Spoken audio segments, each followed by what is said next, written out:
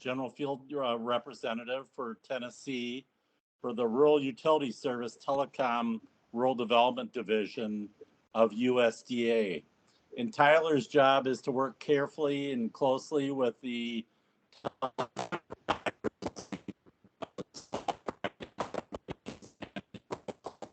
You're breaking up again here, Bill. Electric Sorry. cooperatives to bring that tools of USDA to those companies to expand broadband. So Tyler, welcome. Thank you, Bill. Thank you all for having me this morning. Are you going to share my presentation or do I need to share my screen? I can do that. I think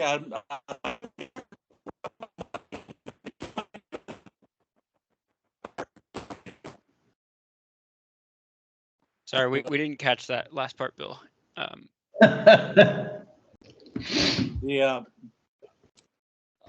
Tyler, if you could.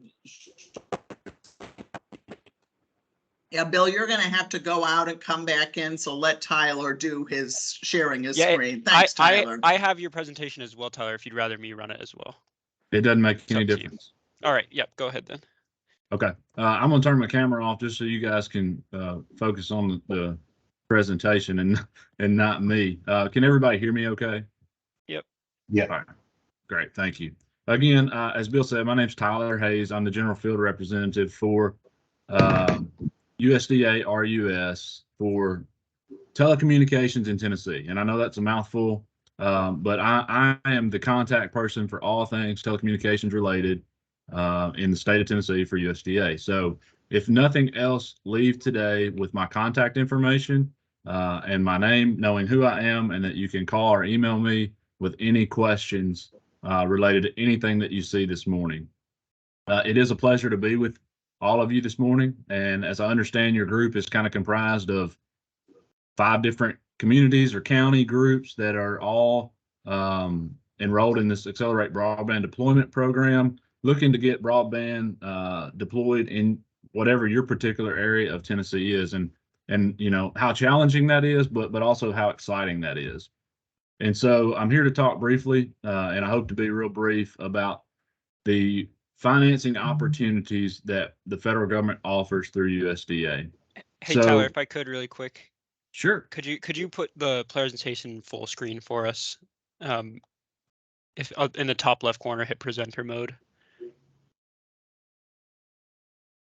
I'm not seeing it. Up at the top, so next to autosave, if you go with like the furthest right button from autosave, keep going right.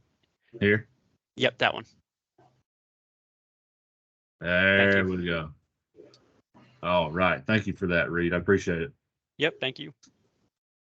So just a little bit about, for those of you that aren't familiar with USDA, obviously that's the United States Department of Ag. We do not do meat or chicken or health inspections of any sort. We get that call quite often, but that's the department that we work for, the United States Department of Agriculture, and the agency is rural development.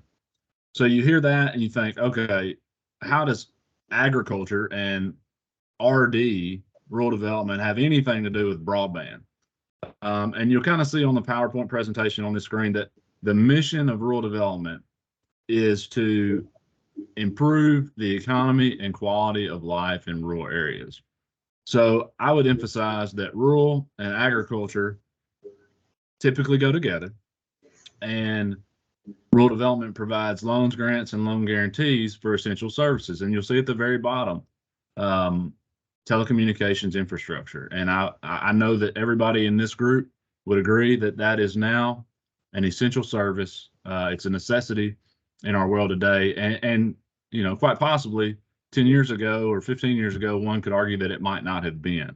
So that's kind of why we're in this game or this industry. And I just kind of wanted you to see that. So to further complicate things and kind of confuse you just a little bit, there are 3 agencies or programs within rural development. And for those of you that are county mayors or work for county governments in Tennessee, you're probably familiar with all 3 of them. Rural Utility Service from the water and sewer standpoint, Rural Housing Service from affordable housing, And then Rural Business Cooperative Service is a program that most of the counties in Tennessee have taken, either been involved with through our Rural Business Development Grant, or have some sort of assistance that they've received from that. So there's three kind of branches or arms of rural development. Telecommunications falls under the Rural Utility Service. So just a little bit of background. The slide here shows the history of RUS Telecommunications from REA, which is the Rural Electrification Administration. That's how our agency was started way back in 1935, evolving to RUS in the mid-90s.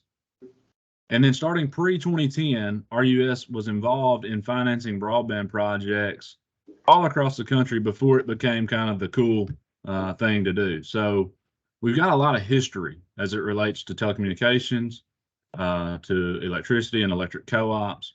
Now, as you know, and you've probably learned through this program, there are a multitude of funding opportunities that are out there now between other federal agencies, state government, private investments, so many buckets of money that, you know, some would argue that there's probably been a strain placed on the industry from a material and labor standpoint.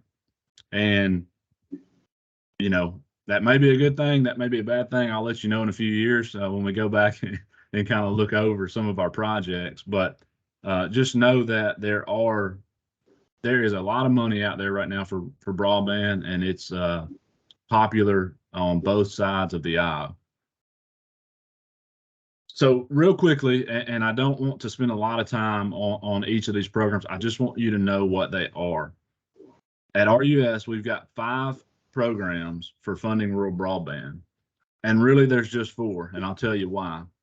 But the Telecommunications Infrastructure Loan Program, that's kind of our traditional loan program that's been around pre-2010, keyword loan. The Rural Broadband Program is a antiquated program that is not currently available. And so that's why I say, although there's 5 on the screen, there's really only 4 available. The Community Connect Grant Program is kind of a niche program. And I'll tell you a little bit more about that in a minute, but it is a grant only program. Then you've got the Reconnect program, and that's kind of our flagship program right now. That's a combination of both loans and grants, and has a lot of appropriation allocated to that program. And then lastly, the Broadband Technical Assistance Program, which is a new program, just came out this year. So this is just kind of a snapshot of the prior years for our infrastructure loan program. Just kind of notice the funding available on the left-hand side stays pretty consistent throughout. And this program is actually the exact same amount of funding each year. But if you'll see on the right-hand side, 2019, $181 million, but it's trending down to very little. And I just want to inform you that the reason for that is because of the Reconnect program. And there are some nuances of the Reconnect program that are not that are more advantageous than the traditional infrastructure loan program. So the focus, or the key takeaway from this screen, it's a loan, and the applications are accepted year-round. So you'll find with rural development, there are some programs that the application window is evolving year-round, and then there are some programs that have a announcement that comes out, and there's an application window, usually only once per year. So I wanted you to see that. This is about the rural broadband. This screen is about the rural broadband program. Again, applications are not accepted at this time. It's kind of tied up in some reg rewrite, some improvements. And I'm going to go back one screen because I missed a page. Sorry about that. Here are a couple of the incentives of the telecommunications infrastructure loan program. And you'll see they truly are incentives. But number one, there's an option for a 2-year principal deferral. So typically it takes time to build these projects out. If an awardee chooses to, they could potentially get their entire project built before they had to start paying principal payments back. That can be a huge benefit. The interest rate is the cost of money at the time of the loan closing. And then the loan maturity is the life of the facilities being financed plus 3 years. So those are advantageous to the borrower. And I just wanted to make you aware of those. Broadband program, not available, tied up in Reg Rewrite, also tied up in the Farm Bill. More information coming soon on that program. Now, the Community Connect Grant Program, I mentioned to you earlier, this is kind of a niche program. And the reason being is you have to find an area, in order to apply, you have to find an area that is 100% unserved. And, in today's industry, that's kind of a challenge. Back 10, 15 years ago, you could find pockets everywhere that were 100% unserved. But an entity can apply for 100%, well, I say 100% grant, a grant with a 15% match up to $5 million to build out that pocket area. The unique thing about the program is they also have to include a community center as part of their project. The community center can be an actual community center, bricks and mortar building that's there. It can be a volunteer fire department. It can be a double wide trailer that they move in to use for community center, but they have to provide that community center, and they have to have 2 available computers with Wi-Fi access open to the public free of charge. So that's, again, you can see how that can be a very niche type program. You'll see, as far as applications, when they're accepted, the deadline just closed June the 20th for this year. We had about $80 million for the program. And as I understand it, we're oversubscribed by about 200%. So very popular. This slide here just provides a little bit of information as far as where you can find resources and how the applications are submitted. Now the Reconnect program, as I said, and this is what Bill asked me to kind of focus on, so I'll spend a little more time on this slide. This is kind of our flagship program, and applications are accepted not at this time, but we've been doing them on a rolling basis. So if you're familiar with Reconnect at all, Reconnect started with round 1, and we're up to round 4, and we're processing applications for round 4 now, releasing some awards. But we're expecting round 5 to come out at the end of the calendar year, maybe the first of next calendar year.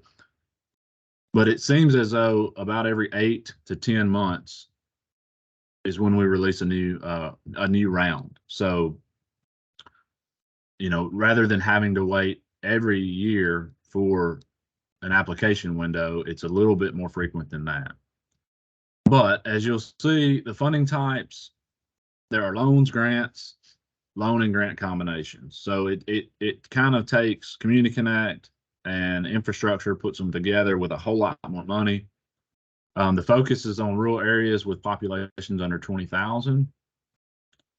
And I know this is not a typo, but loans can go up to $50 million, and grants can go up to, or loan grant combos can go up to $25 million. So you're talking about potentially some large buckets of money.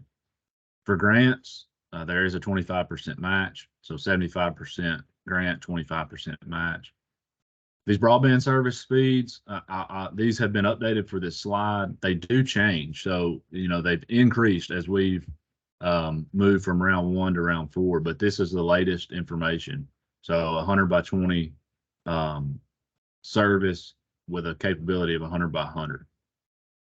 The application process goes through Salesforce, which a lot of people are now familiar with, as it's kind of a nationwide used app portal, but it's new to RUS. And then again, applications are not currently accepted, but we anticipate a new funding announcement coming out into the year. So you can see 2019, there's $550 million available. But then we received 146 applications. for $1.4 billion. And we were able to award 76 awards for $656 million. So we were able to go back to Congress and increase the amount that became available because we had so much money being requested. And that was 33 states that were impacted from round one. I'm not going to read all the figures to you, but you can see pretty consistent as far as the dollar amount requested and then the increase in the amount of funding for this program. Then you have a huge jump in round three, $4.8 billion. Probably, we'll probably end up awarding somewhere in the neighborhood of 1.2 to 1.5 billion for round three, and then pretty close to another billion for round four. So again, that's billion with a B. You're talking real money. You're talking a lot of households being connected to fiber, and you're talking about a lot of work that goes into it from all aspects. Here's a few highlights of the Reconnect program. The speeds, as I said, they're increasing, which is good for the customers. Funding limits are increasing. Scoring has been kind of adjusted to be more beneficial. And then there's notices as to when the application windows are open. So again, it's kind of a rolling door rather than once a year. One other caveat, since this is kind of a Broadband Accelerate program, I will mention that if awarded, grant funds can be used for pre-application expenses. So, you know, application preparation, environmental reviews, things like that, anything that happens prior to application submission, you could request reimbursement for those costs. Now then, that's covered the programs that can finance actual broadband. I did want to make you aware there's another program that falls under telecommunications that is not financing rural broadband, but is kind of associated with, and that's our distance learning and telemedicine grant program. Some of you guys in Tennessee are familiar. It's been a very popular program in Tennessee. You can see the funding amounts. You can also see the application deadline ended January 30th of 2023. We're still in the process of awarding those, but those are coming out very, very soon, hopefully by the end of the fiscal year. A little bit about the program. Obviously, distance learning is real-time interactive delivery of curriculum via telecommunications, so you can see how it relates.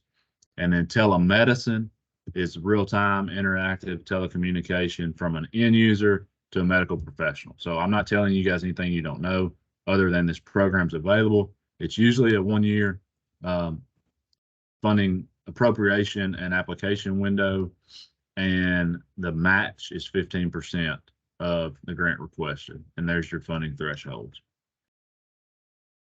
Close up real quickly, some historic numbers for Tennessee. RUS has approved over $395 million. That number is through 2022. So, you know, I would say probably at the end of 2023, that number probably goes from 395 to $410 million in Tennessee. That's a big number. But when Taylor shares with you the number that she's that Tennessee has been allocated for BEAD funding, it's going to make it seem real small. But that is, you know, a big number when you think about the state of Tennessee and just RUS funding. And then as a whole, for the country, between 2010 and 2022, RUS has approved nearly $9 billion in funding. Shows the breakdown of projects approved, the dollar amounts of funds approved for each program. Again, this is through 2022, so I expect this number will probably be closer to $10 billion at the end of 2023. I will open up for any questions. I shared with Bill, I do have to drop at 9 for another meeting, but I've got 5 minutes that I would be glad to entertain any questions or discuss anything. I know I went through a lot of that information real quick. We have 2 questions here in Bedford. Okay, Tyler Van Ayers, you and I talked about a week ago, remember? That's correct. Yeah, okay, appreciate it. And thanks for assisting us on that grant proposal. On the distance learning telecommunications, you got a 15% match. Is that in kind or is that a cash match? Cash match. Okay, it's big cash.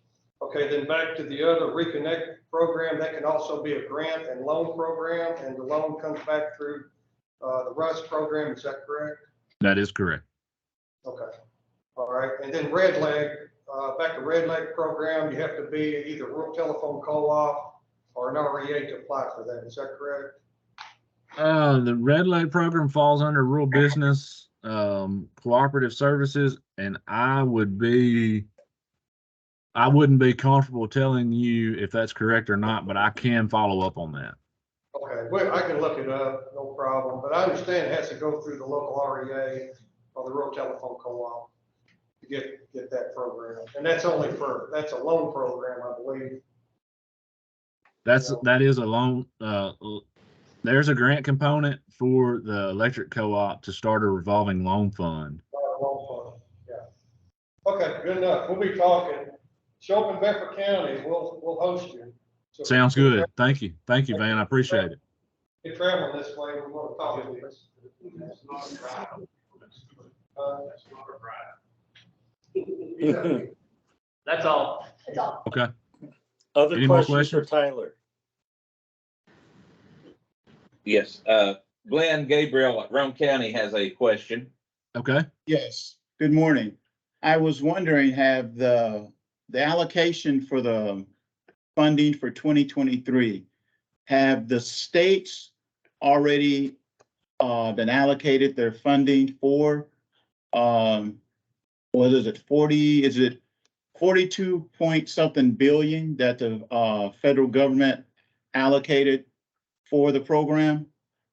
That's going to Taylor's be, going to speak about Yeah. that in just a moment. that's right. Okay. Only reason why I was asking, I just wanted to know if, well, I'll just wait. Thank you. Sure. I'm also sharing another slide for future reference, and I'm sure Bill will share the PowerPoint presentations. I'm open to that, but this is a map with a link. It's a live link. You can click on to find out, who a GFR or who the GFR is for certain states. Now, I know for Tennessee, all you guys are Tennessee, but you may have counterparts in Kentucky or neighboring states that are interested in who their GFR may be. So that'll be available. And then key contacts for RUS. These are the people, the administrators and deputy assistant administrators that talk with Congress, that make decisions. This is their contact information, so that you'll have that as well. So I did want to just make mention of those two slides that are at the end of the program or presentation. And then there's my contact information, email, office cell phone, and should be all that you would need from me. Good. And Tyler, I just want to encourage people to know that you're at their service, and key, the gateway to those funds is really through you in the state of Tennessee. So to become friendly and make good use of your knowledge, because you've been at it a while, I think. So I know you have to go. And I appreciate that. Thank you for your participation. Adrienne, did you have a quick? Yes, I just wanted maybe Tyler or Taylor to talk a little bit about what I call overlapping federal and state grant applications. Sometimes there are programs that say, if you got RDOF money, you can't get other money. I don't know what the rule is for USDA. That would be my quick question. And Taylor may be able to answer better than I can. From my perspective, we have had applications that we have had applicants that have submitted Reconnect applications and state grant applications for the same area. They may be awarded both, but they can only choose one bucket of money for that application. And ideally, they would prefer not to have to submit applications for both, because it takes a lot of time and money to submit those applications, but timing becomes a huge issue for them. So in those instances, they'll apply for both. And if they get both, they'll take whatever is the best deal for them, considering all factors. The only Thank other you. thing I would add to that is from a matching perspective on our federal programs, other than ARC, which is the Appalachian Regional Commission, you can't match federal and federal, or you can't match federal with federal. So that's all I would have. Okay. Thanks, Tyler. We'll let you go. I appreciate your participation today. Thanks, guys. I appreciate it very much, and reach out to me anytime. Yeah, and we'll get the slides. We post those soon after the meeting's over today. So Okay. And again, I apologize for having to leave early. that's okay. Thank you. Taylor, welcome. Thank you. I will share my screen here. Let's see. Nope, you're not seeing the right one. Right, you're seeing it in presentation mode. Hang on just a second. Try this again.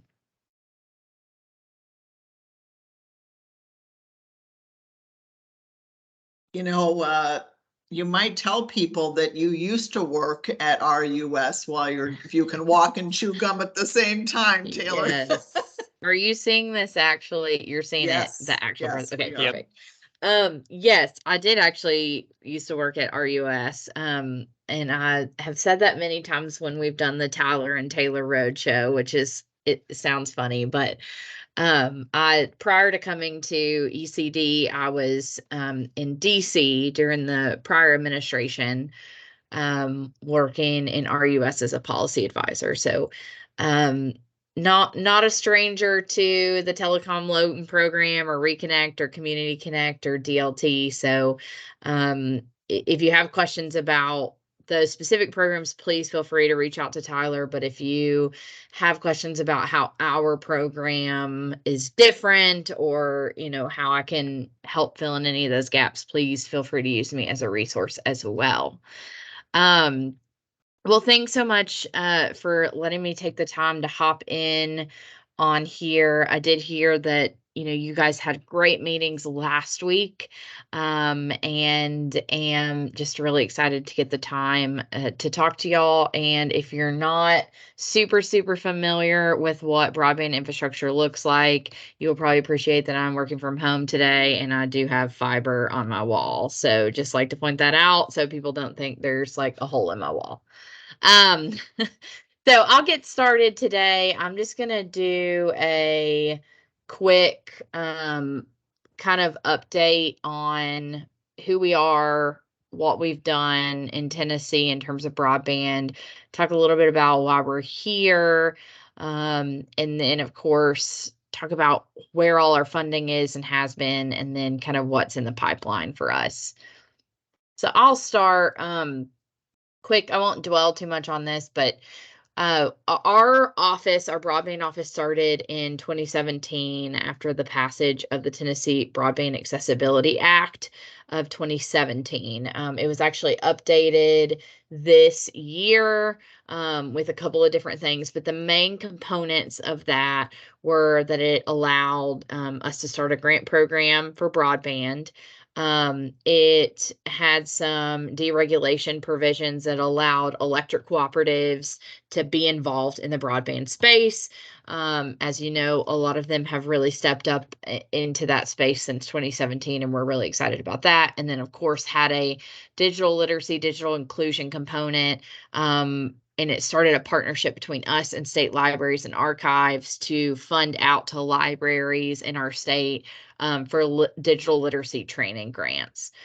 So that kind of kick-started who we are as a broadband office. Our office has grown a lot since then. We had two people. We had a broadband director and a grants manager position.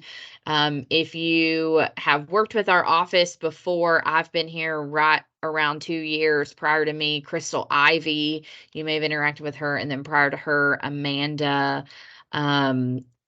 has also, Amanda Martin was also really involved.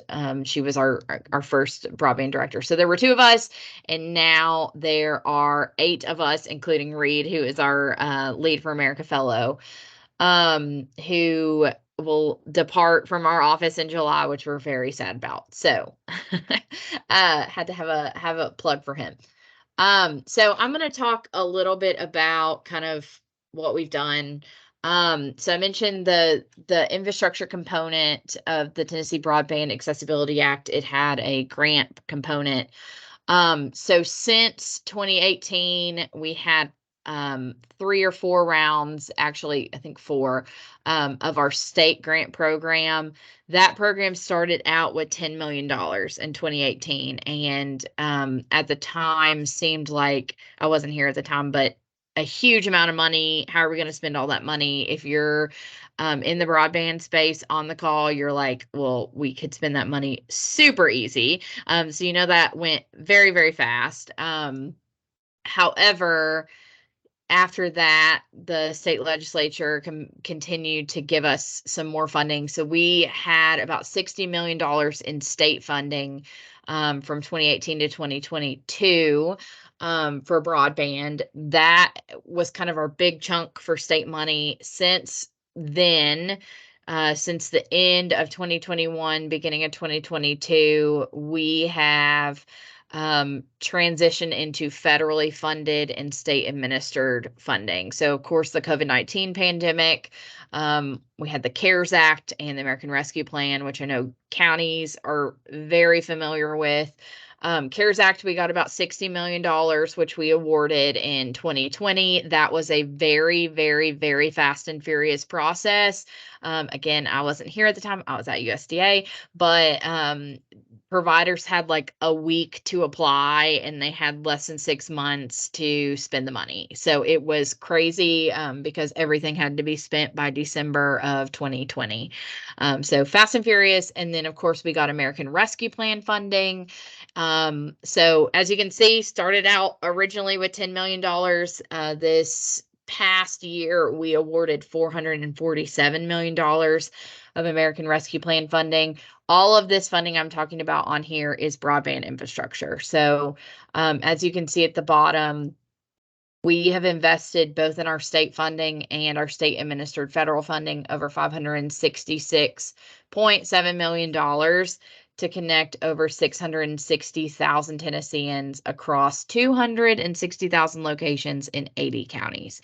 So that's a huge number, but I know everyone on this call has folks in your communities that still lack broadband. And so I think this is just a reminder that the infrastructure is expensive. We've done a lot of work, but we still have a lot more to do. And so that's why I'm so excited to be here with you guys to talk a little bit about what that looks like and how we can help.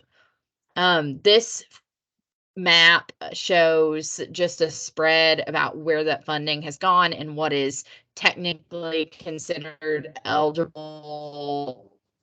Big picture, the red is prior to our last round of funding. That is where our grants have gone statewide. The green is where our funding went back in September when we announced that $447 million. And then the blue is kind of big picture where eligibility is in our state. I know you guys have seen some more in detail information about your counties, but this is kind of just a big picture for us to track where things are eligible.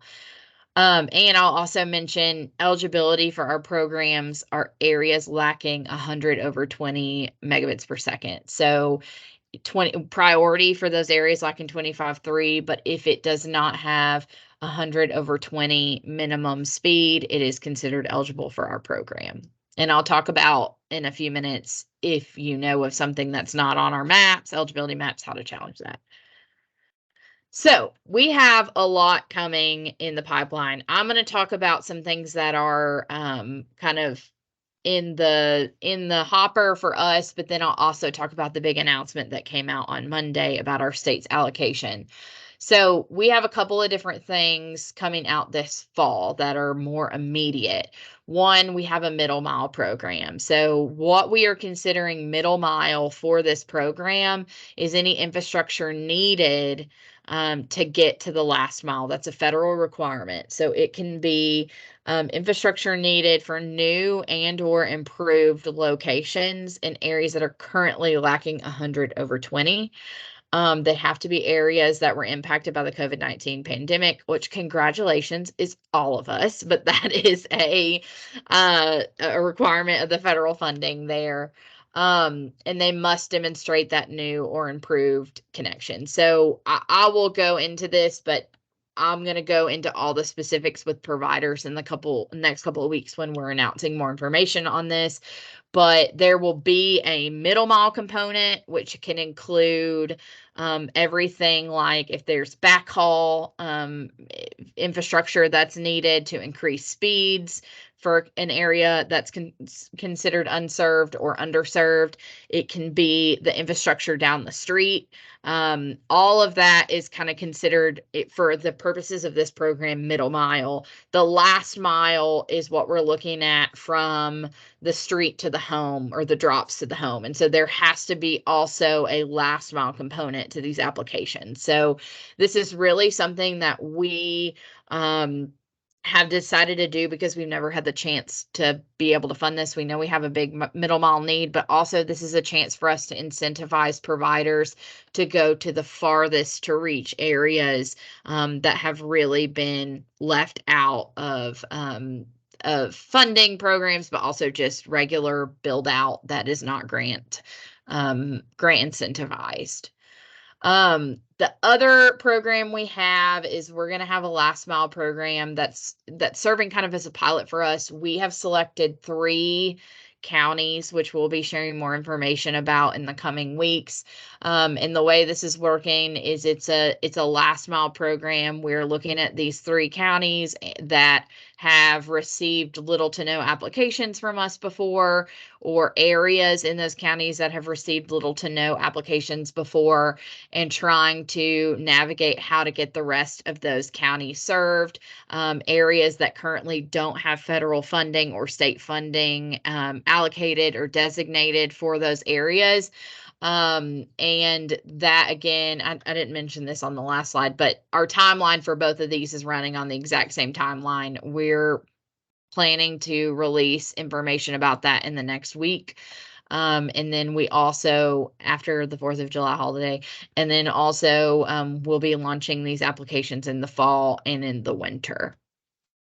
We'll be awarding in the winter, sorry.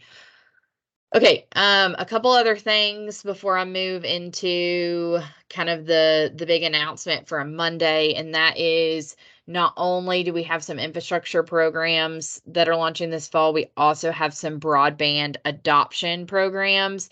These are going to be super relevant to counties and localities. So I wanted to be sure to mention this. One, digital skills training grants. These we will be working with nonprofits and communities across the state and educational entities to fund digital skills training courses or program offerings. These can be things like basic computer skills, excuse me, basic computer skills like typing or how to get on the internet or internet safety. They can also be advanced or industry specific skills like coding or software development or online music mixing or something like that is using a digital skill. Those are also anticipated fall, winter of this year. These are still in program development. Another one, this one is specifically directly connected to counties. We are going to be launching a program called Connected Community Facilities. If you are familiar with USDA's Community Facilities program, this is different. So I just want to avoid any confusion there. This is Connected Community Facilities. This is open only to units of government in the state of Tennessee. They have to own the building or purchase the building. So it is a rehab, renovate, or build a community facility, and it must have a broadband component that addresses healthcare monitoring, education, and workforce development. So what this could mean is a couple of examples. It could be, hey, our health department needs a new wing that we're going to rehab, and also we're going to use part of that for a training center that they can use digital skills there. People could telework from it, or take their digital, distance education class online in a conference room or something like that. It could also be, hey, we are building or we're rehabbing a historic building in our downtown to use as a teleworking space, but also allow our health department to come in once a week and do free blood pressure checks. There's different options. This is going to be really creative opportunity, but it's something that could really meet a lot of specific needs, but also serve as an interim solution for folks in your community that currently don't have internet or are waiting to get internet as we are building it out as a state. The other program that I really wanted to mention is we're launching Broadband Ready, Adoption Ready. So I think every county on here is Broadband Ready, which is great because that's kind of the qualifier for this program. But as you know, Broadband Ready has never had a funding component.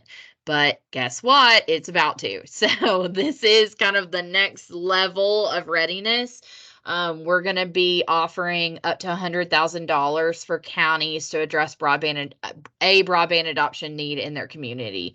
And the good news is we have enough funding for every single county. So understand that enough for every single county to get $100,000. You just have to apply, and this will be launching this fall. We'll be putting some more information out, but we are going to be working with the economic development districts to do this. So they will be communicating with you as well. So be on the lookout of that. But this builds off that existing Broadband Ready program, and it's something that allows you to kind of look at a specific need. It could be, hey, our library needs $100,000 worth of Wi-Fi hotspots. Or it could be, hey, we want to, again, invest in a digital skills training course at our library, or purchase some computers for folks in the community to use and access online. So there's a lot of options there, and we'll talk more about it, but I definitely wanted to mention that to you. All right, so really, really, really exciting news. So you have heard, I know Tyler mentioned this, I'm sure you guys have talked a lot about this thus far, but the BEAD program, this is through the Bipartisan Infrastructure Law. It's the Broadband Equity Access and Deployment Program. And every state, this is the $42 billion that was mentioned earlier on the call, divided up across states based on how many locations currently lacked high-speed broadband. We received our allocation on Monday, and the state of Tennessee will be getting $813 million to finish the rest of the state. And I should take the time to say this now that Governor Lee's goal is for us to finish the rest of the state, that when he leaves office here in a few years, we have everybody either connected or accounted for. It is in the process. Broadband is coming to them. And so I am confident. I know it's my job to say this and make it happen. I'm confident that between this $813 million, the $215 million from the Capital Projects Fund that we just mentioned, and of course the $450 million that we just invested, that we will finish the job. And so I want to say that on the front end as we talk through kind of what this is looking for, or what we're planning to do with this funding. We have to do a 5-year action plan, and this is what are our goals and objectives for the state of Tennessee to get all Tennesseans served. That is kind of a big picture of how we would want that $813 million served. We also will be doing, this isn't on this slide, but we'll be doing an initial proposal, and that clock starts, I believe, on Friday when we get our official information from NTIA confirming that number. But what that means is the state of Tennessee will be putting together a package of how our grant programs will look for that $813 million. And so I want to flag, while this is super exciting news, the other piece of this is we will not be able to deploy this amount of funding until probably, and this says spring 2014. I think that's an old number. It probably summer to fall of 2024. I said 2014, 2024. And so all that to say, we have a lot of funding coming out between now and then. So keeping your eye on the prize that this is coming, but also encouraging providers in your community to get really involved in the other programs that we're doing, because there's a lot more coming. We also are working on a digital opportunity plan that covers our strategies around addressing broadband adoption, affordability, workforce development, devices, all of that good stuff, and how we also help to make sure folks in communities have interim solutions while we're waiting to get broadband, but also everything they need to be able to adopt to a broadband device 24/7, 365. That's something that we're really, really passionate about and we're working on. There will be an opportunity for public input on that later this fall. So a couple of last things, and then I will open it up for questions and answers. Resources, I think everybody knows this, but our Tennessee Broadband Accessibility Map is on our website. If you go to tn.gov/broadband, you'll see our Tennessee Broadband Accessibility Map. It's available there. You can search by address and see, what providers are in the area and if it's considered served or unserved. For all of our programs that are coming out, we will be doing a challenge process where providers can challenge that data. So if you see, hey, I know this household or this community, it says it's served, a provider has reported that it's served, but it is not. Providers can challenge that data as well as communities. We'll have a public notice and a challenge process where you all can share, put information in on there.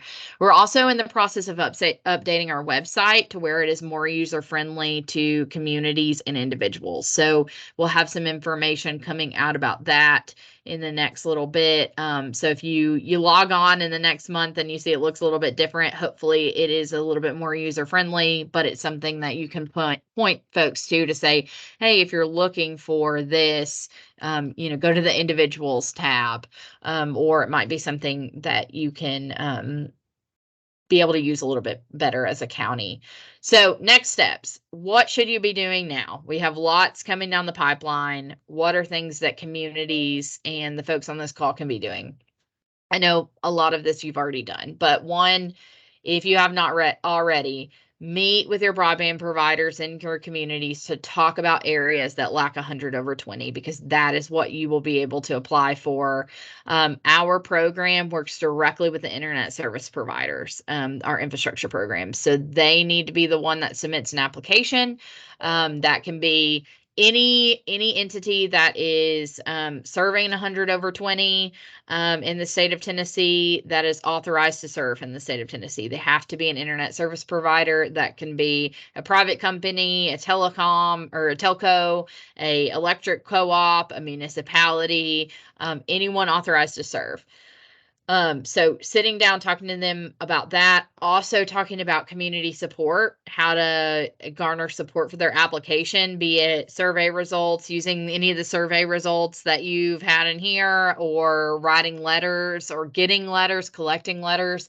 That plays a huge part in their application process. And local match options. If you have ARPA funding that you're set aside for broadband, now's the time to be talking to providers about if you want to support a provider's application or any application that is in your community or that the state selects in your community. Also, I think everybody is again a broadband ready participant, but if you are, I would highly advise you to go back and look at that document that your county submitted. If you don't know where it's at, reach out to Reed or I and we can find it for you.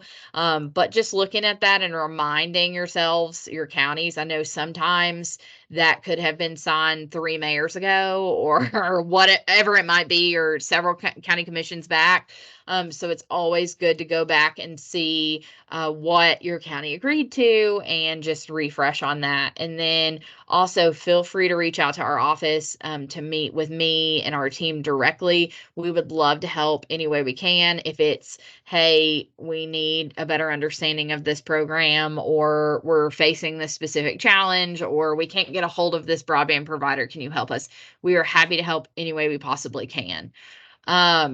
So those are the big things. And then I would also say, in light of Tyler's presentation as well, and the question that Adrian asked earlier, you know, when you're deciding when broadband providers in your community are trying to decide what to apply for, my encouragement is apply for everything.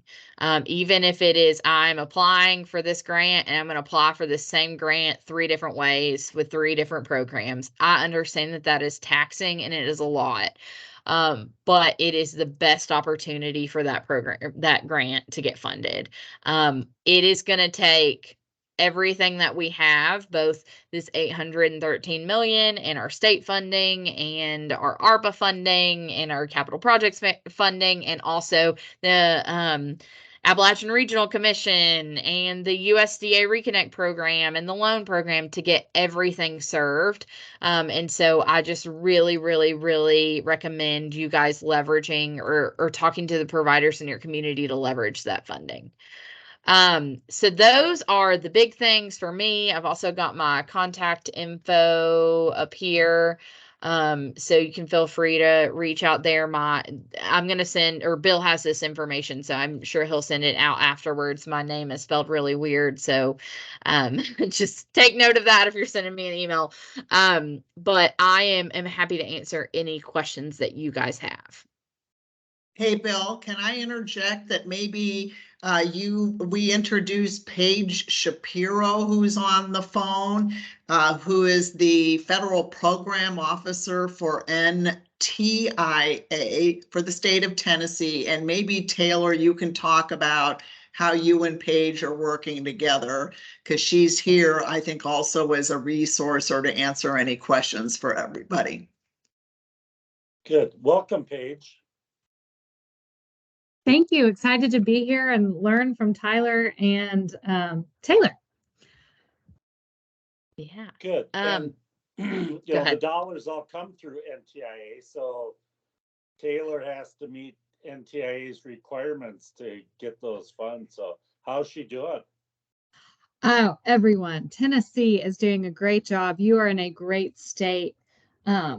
As everyone mentioned, I'll quickly do an intro and then I'll let Taylor talk about how we talk every single day. So my name, again, it's Paige Shapiro. I work with the National Telecommunications and Information Administration.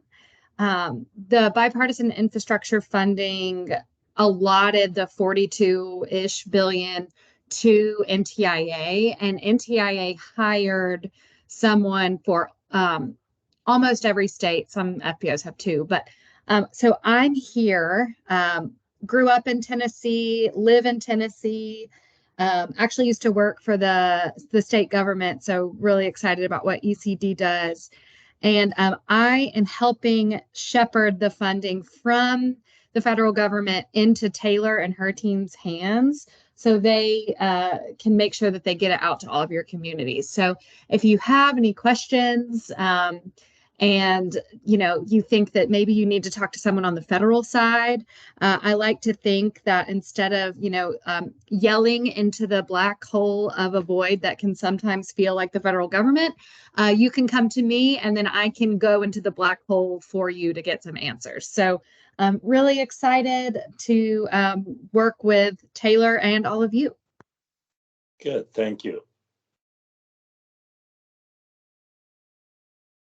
I think Bedford has a question. Yeah, Bedford. Yes, thank you. This is Greg Vick. 3 questions. One, on the BEAD money, is there going to be a match required on the funding there? Yes, there will be. I so that will be something that we decide through the initial proposal process. So that has not been decided yet, but I think, Paige, isn't it a minimum of 20%? So typically most grantees will have a 25% match.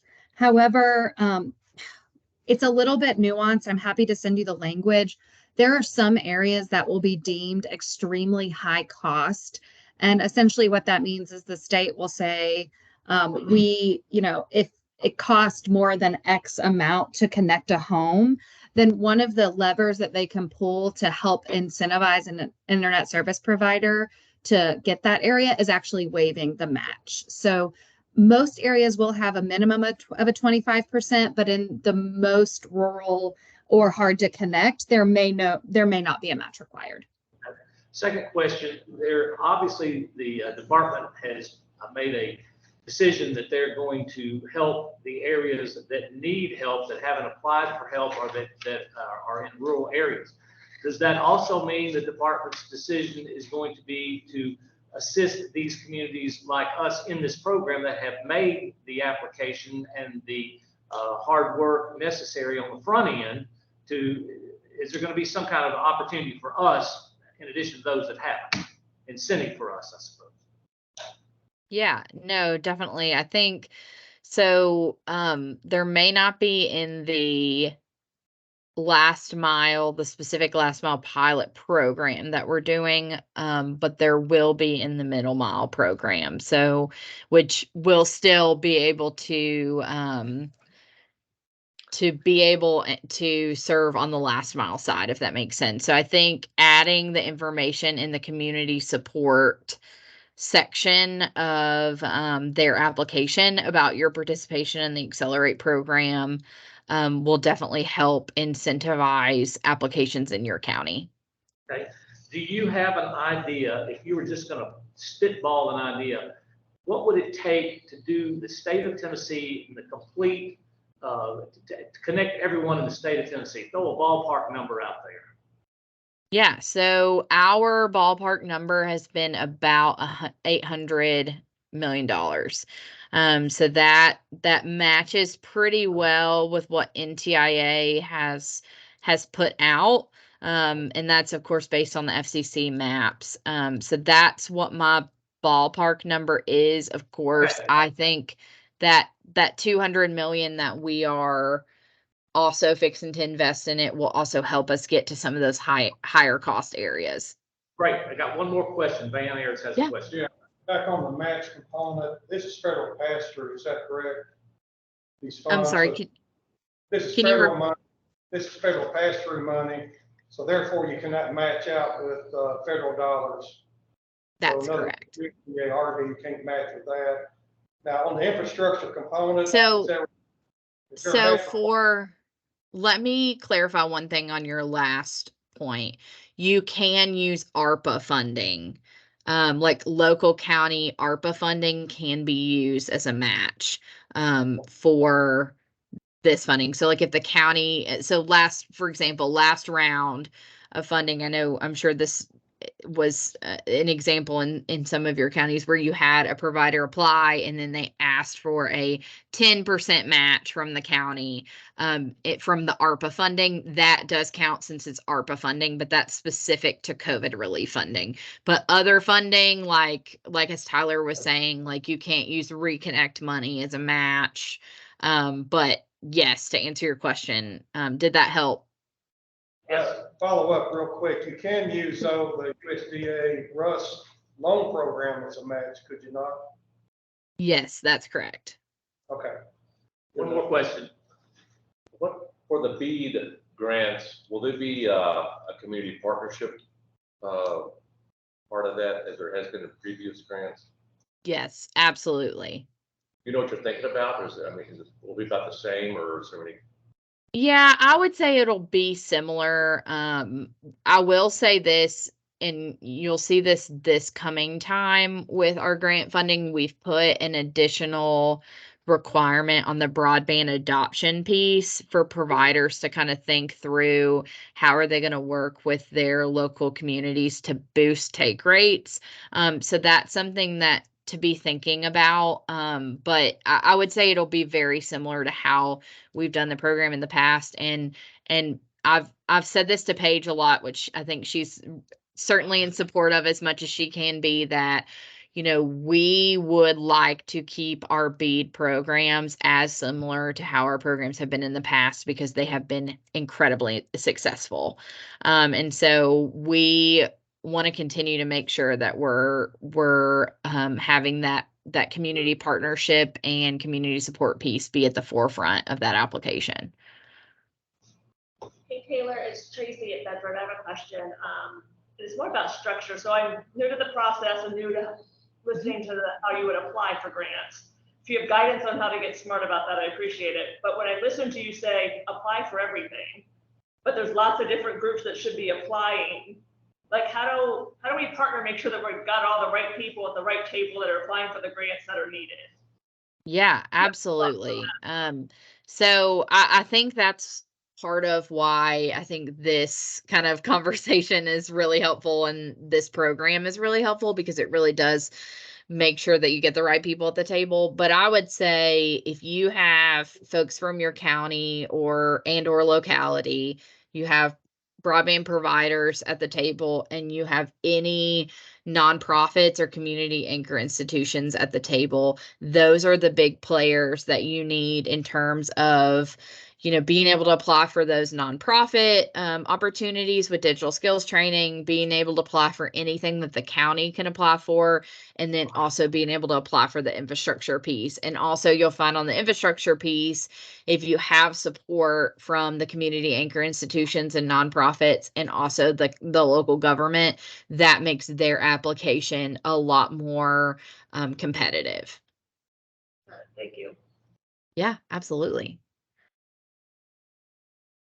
Any other questions? We took over that conversation.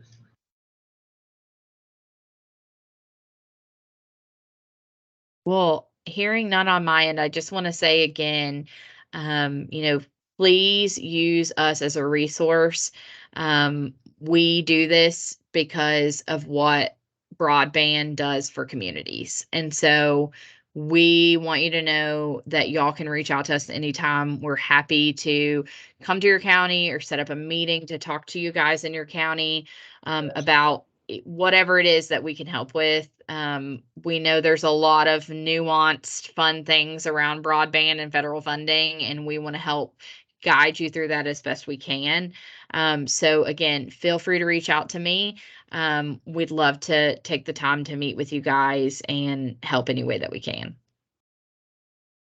Well, that's really great, Taylor. And I think, you know, I would encourage communities to reach out to you, you know, as someone who's worked with a lot of different projects and see how they've been structured, you know, successfully. I think you're in a great position to advise the communities as they enter into these partnership arrangements to keep the projects within kind of the rails, you know, so that a community isn't putting in too much money, or they, you know, could find better ways to participate with the provider, maybe unlock the provider's doors a little bit. I know you have great relationships with the provider community as well. So, so keep Taylor and the office staff in the loop there. And I'd also encourage you to get to know the other staff, because I think they have so much work to do that if you're waiting on Taylor to help you, it might be, you know, more than an hour or two. So you might want to find out who else in the staff is dealing with a particular program. So Taylor, which applications now are coming out first, and what's your timeline for those? Yeah, so the most upcoming applications are going to be the middle mile application that'll be coming out. That last mile pilot for the 3 counties that we're working in there will also be coming out. We are planning to launch the application for those in late August. We will be doing an eligibility challenge process later in July. It'll start in July and be in August as well. And that is for providers to go on and challenge the maps and the data. We'll be pushing out some more information about that. And when we do, I will send that over to Bill and Adrienne to send that out to you all. And then also the Connected Community Facilities one, we're planning to launch in probably October. And so we're looking at then following those up with the digital skills training grants. Good deal. Thank you so much, Taylor, for your help. Thank you, Taylor. And information.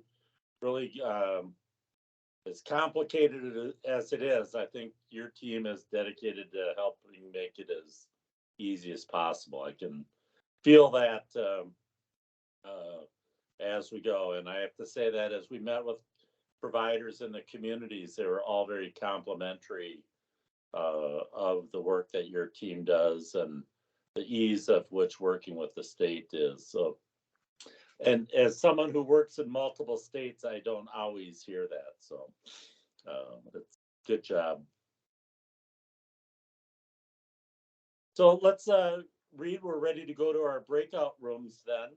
And, you know, really today for the communities, and I'll be around to see you, but it's just a matter of keeping busy on those surveys. And I think one community is now at almost or over 1,000 survey responses. I forget, Adrienne will know.